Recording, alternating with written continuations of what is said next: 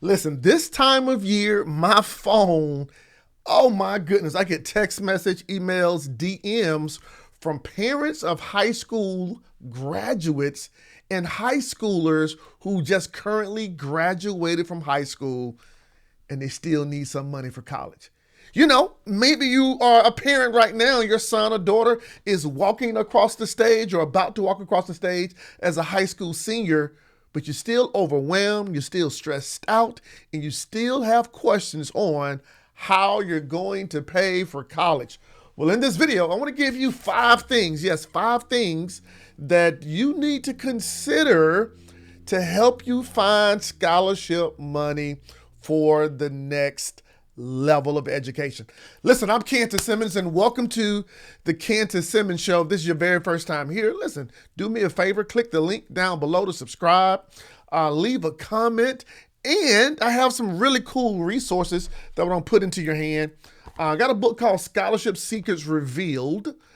It's all about the roadmap to locate, land, and lock down college funds. Now, this book goes into more detail on the places to look, the places to locate scholarships, and how you can land those scholarships. And you'll see down in the description the link to be able to get access to this book. But while you're here, let me share with you 5 things that you want to consider, 5 things that you want to leverage where college money is concerned.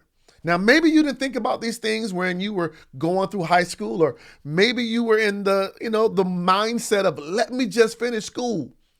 And now that you're finishing high school or about to finish high school, you want to use these 5 things where considering scholarships are concerned. Now, let me just say this. If you don't know, right?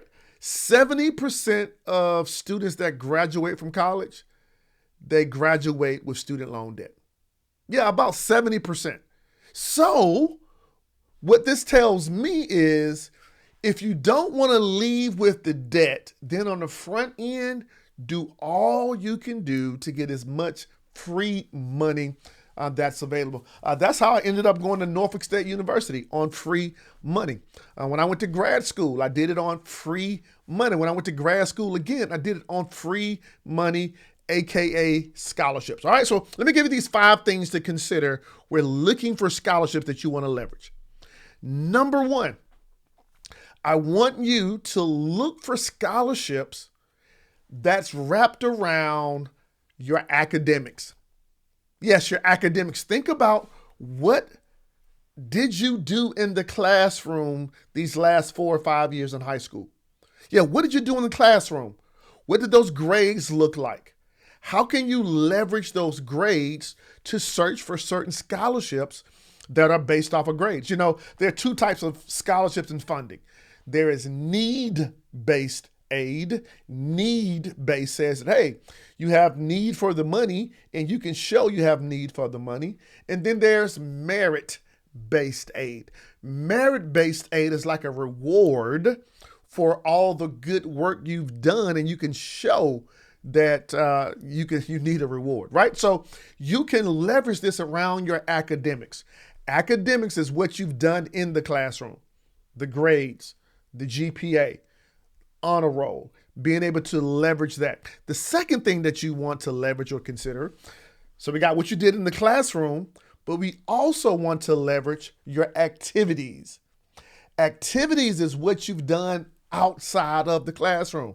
When I was going through high school here in Decatur, Georgia, I went to a really cool school, a school called Southwest DeKalb on the east side, right?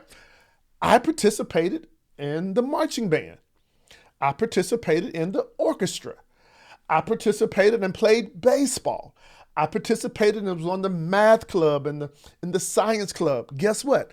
I was able to leverage those activities to find scholarships that I could apply for. So I want you to think about, like, these last 4 or 5 years that you've been going through school, what are the activities that you've done outside the classroom? The third thing, outside of academics, outside of activities, number 3, is your accomplishments. What have you accomplished while going through high school. Now reflect back. Were there any awards? Were there any certificates?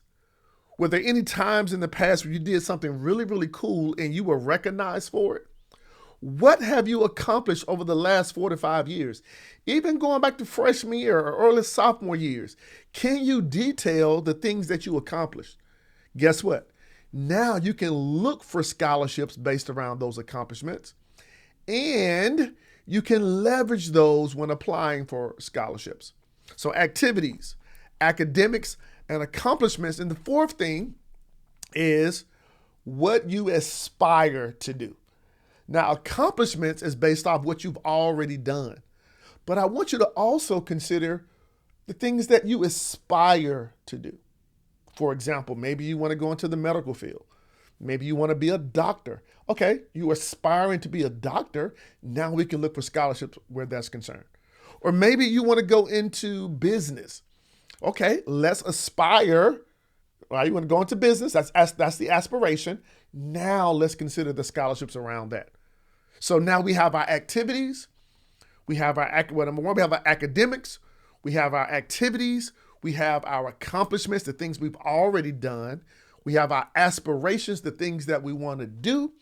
And here's the fifth thing that you can really use to look and land down scholarships. Now, I wish I would have applied this in my own personal life, but this is something I recommend to the families and the individuals that I mentor. Even talk about this in my book, Scholarship Seekers Revealed, and that is leveraging your attributes. Now, maybe you know, maybe you don't know, but I'm the coolest guy with 7.25 fingers, right? So I had this really cool birth defect, been this way all of my life. But guess what?